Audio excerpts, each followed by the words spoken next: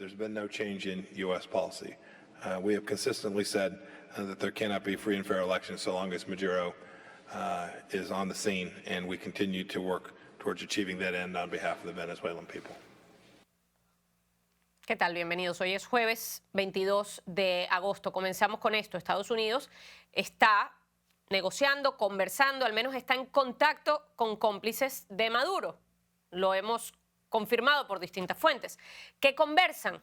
No lo sabemos. Sin embargo, este jueves Mike Pompeo, lo acaban de escuchar, y también Elliot Abrams han dado algunas luces de esos puntos de honor para la administración de Donald Trump, que trabaja en la transición a la democracia en Venezuela. La búsqueda de unas elecciones libres que para ellos está condicionada a, uno, que Nicolás Maduro se vaya. No es posible avanzar en un escenario electoral si Nicolás Maduro no cesa la usurpación.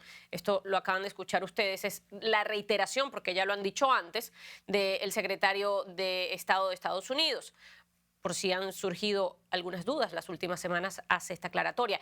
Y dos, la transición pacífica, si tiene que tener algunas cuotas de sacrificio, si hay que tragarse algunos sapos, como nos dijo el senador chileno Sergio Bitar esta semana, bajo ningún escenario podrían ser Diosdado Cabello ni Tarek El Aissami, al menos desde la óptica estadounidense. Esto último lo aseguró el encargado especial del Departamento de Estado para el caso de Venezuela, Elliot Abrams, que además adelantó que Estados Unidos no reconocería un gobierno en el que estos dos individuos hagan parte.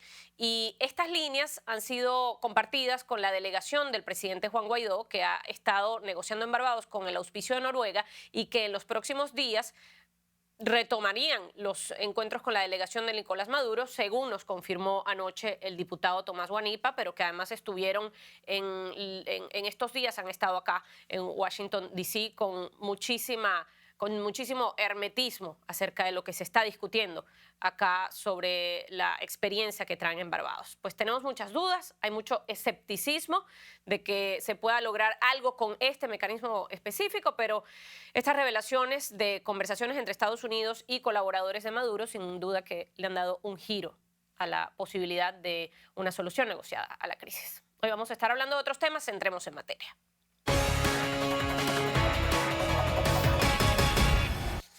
Bueno, este jueves la agencia de noticias Reuters publicó un reportaje especial que confirma lo que desde hace años se sabía, y es la injerencia cubana en las Fuerzas Armadas venezolanas. Pero en esta oportunidad la denuncia hace referencia a documentos específicos, a dos acuerdos específicos bilaterales que fueron firmados por los entonces mandatarios de Venezuela y de Cuba, Hugo Chávez y Fidel Castro.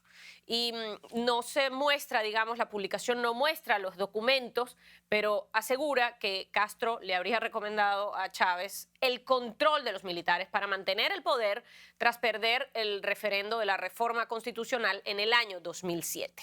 Según los documentos obtenidos por Reuters, en 2008 Venezuela y Cuba firmaron acuerdos para entrenar a soldados en Venezuela, para revisar y reestructurar el ejército venezolano, para entrenar agentes de inteligencia venezolanos en La Habana, para cambiar la misión del servicio de inteligencia, para espiar a los propios soldados, oficiales e incluso comandantes de alto rango. Cosas que además se han ido comprobando, se han ido confirmando en los últimos tiempos. La agencia británica de noticias afirma que estos acuerdos llevaron a la imposición de una estricta vigilancia de las tropas venezolanas a través de la DGCIM, y que bajo la asesoría de esos militares cubanos, Venezuela habría reformulado la unidad de inteligencia en un servicio que espía a sus propias Fuerzas Armadas, infundiendo miedo, infundiendo paranoia y aplastando a la disidencia. Y para poner esto en contexto, recordamos que hoy se cuentan al menos 200 militares detenidos y aislados, muchos de ellos acusados de traición a la patria, conspiración y otros cargos, denuncias de torturas, denuncias de malos tratos y asesinatos incluso de efectivos de la Fuerza Armada Nacional. Para hablar de este tema nos acompaña desde Colombia el coronel Luis Alberto Villamarín, especialista en geopolítica y estrategia en defensa nacional. Muy buenas noches, coronel, ¿qué tal? ¿Cómo está? Le saludamos. Buenas noches, Mariana. Muy amable nuevamente por su invitación. No, pues un honor y un placer conversar con usted. Y bueno, a ver, el mundo está viendo y los propios venezolanos estamos viendo estupefactos cómo un régimen que tiene un país arruinado, que tiene a millones de venezolanos, más de 4 millones de nosotros fuera de nuestras fronteras por una aguda crisis, a una economía absolutamente destruida, anclado y aferrado al poder. Y la pregunta entonces, luego de leer estos informes, es, ¿este es el punto de partida? ¿Esta sería una de las grandes razones por las cuales ellos todavía están allí? Pues es que mire, Mariana, ya se ha dicho tanto y se ha reiterado que es muy claro, como lo dice María Corina Machado en sus exposiciones permanentes, que los venezolanos están padeciendo es la dictadura de una mafia criminal que está aferrada, atornillada a los cargos para seguir utilizando los recursos públicos de los venezolanos en favor de un grupo muy reducido. Y para el efecto, pues cuentan con la no lealtad, sino con la complicidad de una fuerza militar, una fuerza armada corrupta en sus estructuras de mando y que permite y deja hacer corrupción para que a nadie le pase nada. Y quien se oponga a ese esquema de mal manejo de lo que es la fuerza militar, pues inmediatamente entra dentro de la ojeriza, dentro de la prevención permanente que existe en los regímenes comunistas y ese fantasma de la delación, de la traición, de que se podía romper el esquema bolivariano de la revolución marxista, esa persona entra en esa ojeriza y pasa lo que ustedes mencionaban, 200 militares aproximadamente en mazmorras, sometidos a torturas por sus propios compañeros de armas, lo cual no tiene ningún sentido lógico desde ninguna óptica. Claro, pero digamos, esa es tan solo una de las consecuencias y vamos a avanzar sobre otras de ellas, porque queda muy claro que cuando una institución como la Fuerza Armada, que debería ser la responsable, la garante de la soberanía, del resguardo de un país, está abocada por completo a la vigilancia, a la paranoia, al sapeo, a la delación, está dejando de actuar conforme a lo que debería ser.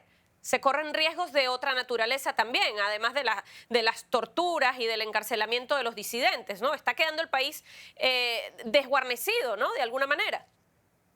Pues claro, y es que lo vemos con el aumento de todo tipo de delincuencias en Venezuela ante la vista indiferente del señor Maduro y su taifa de delincuentes que lo acompañan, porque les interesa es mantener esa nomenclatura, como llamaban los soviéticos, en el poder, y a costa de que esté esa nomenclatura, entonces compran conciencias de los que pertenecen al Partido Socialista Bolivariano o de la Unidad Venezolana, les compran la conciencia con migajas y al resto del pueblo que no está con ellos, pues lo torturan y lo consideran contrarrevolucionario, gusano, espía de la revolución, socio de los gringos, etcétera, etcétera. Pero es parte de lo que es una dictadura completamente indolente ante el sufrimiento de su pueblo. Ahora, coronel, ¿cómo se mide esa lealtad? ¿Termina siendo absolutamente discrecional? ¿Cómo desde esta óptica se selecciona quiénes sí son leales y quiénes no son leales a un régimen? Pues mire, Mariana, es que los militares del mundo, no solo los de Venezuela, sino los del mundo entero, aprendemos que la lealtad es una sola, con la bandera, con la constitución, con el pueblo al que representamos. Los militares del mundo entero no tenemos lealtad con nadie más, no tenemos lealtad con ningún político, no tenemos lealtad con ningún jefe que sea de alguna organización partidaria, no. La lealtad de los militares es simple, concreta y directa con los pueblos a los que representamos.